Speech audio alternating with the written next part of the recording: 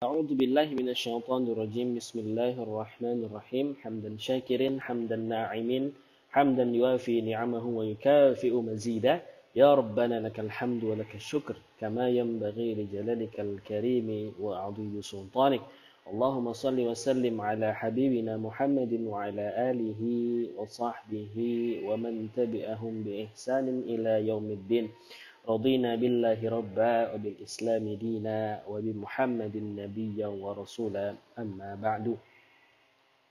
Para hadirin yang berbahagia, insya Allah senantiasa dalam keadaan sehat walafiat dan juga dalam kecukupan, dalam kesehatan, dalam ketakwaan yang masih kuat kepada Allah Subhanahu wa taala.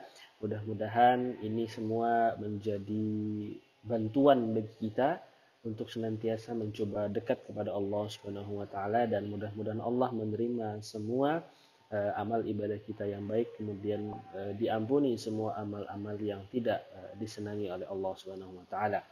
Baik, insyaallah para hadirin yang berbahagia, pada kesempatan kali ini kita akan coba melanjutkan belajar kita, belajar tafsir dan juga tadabbur ya di surat Ad-Duha. Setelah sebelumnya di pertemuan yang lalu kita sudah membahas tentang Ad-Duha ayat kelima, lebih panjang dan dalam tadabbur di ayat yang kelima ya. Insyaallah pada kesempatan kali ini kita akan lanjutkan di ayat yang keenam. A'udzu billahi minasyaitonir rajim. Bismillahirrahmanirrahim. Alam yajidka yatiman fa'awa. Alam yajidka yatiman fa'awa. Shadaqallahul azim. Ya. Di ayat yang keenam ini, kalau kita membaca dalam terjemahan Al-Quran terjemahan berbahasa Indonesia, maka kita akan temukan bahwa alam yajidka yatiman fa'awa. Bukankah Allah menemukan atau mendapati keadaan Nabi Muhammad SAW yatiman, dalam keadaan yatim, fa'awa, kemudian diayomi gitu ya. Bahasa Indonesia mungkin diayomi, dijaga. Nah, makna yatim di sini kalau kita membaca pada tafsir maupun terjemahan, kita akan temukan bahwa makna yatim adalah seorang anak yang usianya belum sampai di usia baligh, kemudian sudah ditinggal pergi oleh ayahnya, ayah kandungnya. Maka itu disebut dengan yatim. Nah, secara penafsiran, ya, secara letterlek bahasa, memang benar ya bahwa Nabi Muhammad SAW sudah ditinggal oleh ayahnya yang bernama Abdullah bin Abdul Muthalib pada saat beliau masih di perut ibundanya, yaitu Aminah. Kemudian setelah di usia 6 tahun, ibunya juga yaitu Siti Aminah ini juga meninggalkan beliau, dipanggil oleh Allah Subhanahu wa taala dan dipindah asuhkan oleh kakeknya ya.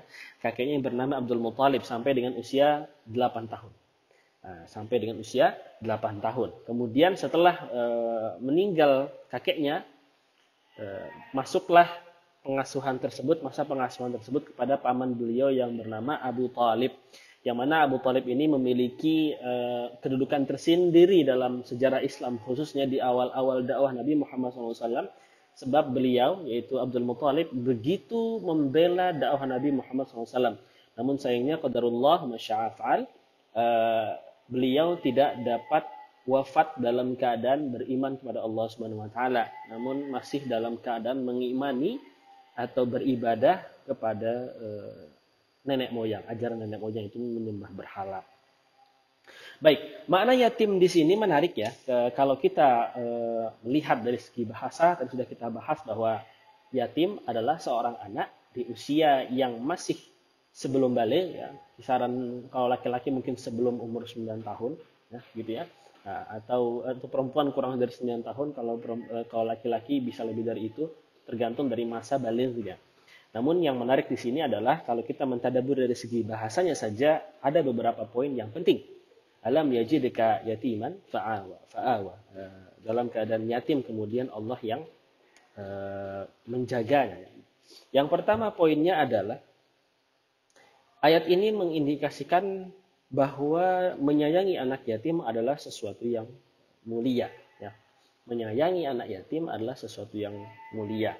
Nabi Muhammad SAW dalam sebuah hadis yang disampaikan oleh Sahlin bin Sa'ad, ya, kalau tidak salah, radhiyallahu anhu, berkata, Nabi Muhammad SAW bersabda, "Ana wa kafilul yatim fil jannati hakadha. Saya Nabi Muhammad SAW wa kafilul yatim bersama orang yang menjadi kafilah anak yatim atau yang mengayomi, yang menyayangi, yang mengadopsi anak yatim dengan sebaik-baiknya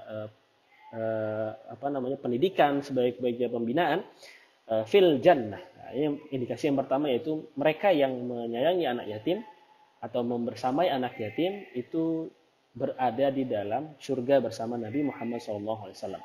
Itu diksi yang pertama. Kemudian diksi tambahan lagi adalah hakadha. Itu seperti ini. Dalam hadis tersebut Nabi Muhammad SAW menggambarkan wa asyara bis sababati wal wusta. Nah, mengisyaratkan seperti jari telunjuk sababah dan juga wusta, jari tengah. Wa farraja bainahuma syai'a. Kemudian membentangkan keduanya. Membentangkan dua jari tersebut. Mengindikasikan betapa dekatnya posisi Nabi Muhammad SAW dengan para kafilul yatim. Para pemerhati anak yatim, para penyayang anak yatim itu nanti bersama Rasulullah SAW di surga dengan posisi yang sangat dekat, yaitu antara telunjuk ibaratnya ya, isyaratnya seperti telunjuk dengan jari tengah. Ya. Jika direnggangkan itulah posisinya, dekat sekali dengan Nabi Muhammad SAW. Ini adalah poin yang pertama. Poin yang kedua adalah disebutkan dalam beberapa pertemuan kita yang lalu di surat Al-Ma'un ya, tentang ciri-ciri dari orang-orang yang mendustakan agama. Itu ada di ayat kedua. A'udzubillahi minasyaitonirrajim. Fadzalikal ladzi yad'ul yatim. Fadzalikal ladzi yad'ul yatim. Setelah sebelumnya di ayat yang pertama, ara'aital ladzi yukadzibu biddin. Tidakkah engkau wahai Muhammad tahu tentang orang yang mendustakan agama?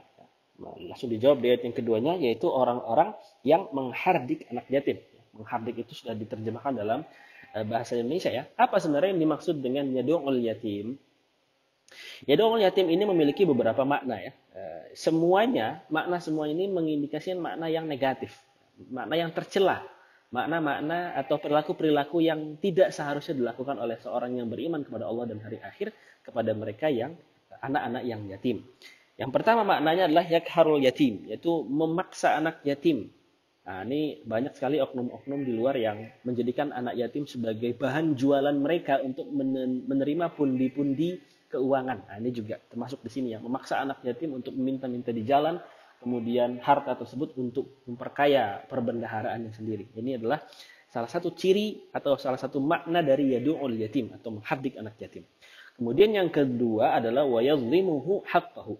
Menzalimi, menghalangi hak-hak yang harusnya diterima oleh anak yatim. Biasanya kalau kasus yang seperti ini terjadi ketika anak yang yatim ini adalah seorang anak dari orang tua yang atau ayah yang kaya raya sehingga meninggalkan warisan yang banyak. Nah, kemudian datanglah orang yang mengadopsi atau mungkin diamanahi untuk mengayomi anak yatim tersebut, tapi ternyata wayazlimahu haqqahu, menghalangi hak-haknya. Diincar harta anak yatim tersebut, tetapi tidak merawat dengan baik anaknya, tidak mendidik dengan baik. Kemudian pokoknya benar-benar hanya mengincar harta. Nauzubillah min dzalik. Wala yut'imuhu wala yuhsin ilaih, wala yuhsinu ilaih. Tidak memberi makan. Itu juga termasuk makna daripada orang yang menghardik, tidak memberi makan anak yang miskin tadi atau anak yang yatim tadi yang tidak memiliki bapak. Wala yuhsinuhu ilai, tidak berbuat baik kepadanya. Itu juga masuk dalam kategori orang-orang yang menghardik anak yatim. Baik, mungkin ini yang kita akan sampaikan ya, di ayat yang ke-6 surat Ad-Duha. Alam yajidka yatiman fa'awa. Insyaallah pada pertemuan yang akan datang kita akan coba masih di surat Ad-Duha ayat yang ke-6, kita akan coba masuk ke dalam beberapa hal. Yang pertama adalah makna mendalam dari kata yatim itu sendiri dari sudut pandang tadabbur. Kemudian juga terkait dengan status orang tua Nabi Muhammad SAW. Apakah mereka adalah ahlul fatrah, artinya selamat ya, kemudian masuk surga, ataukah justru menjadi ahli neraka? Insya Allah di pertemuan yang akan datang kita akan coba membahas dua hal tersebut. Astaghfirullahaladzim. Assalamualaikum warahmatullahi wabarakatuh.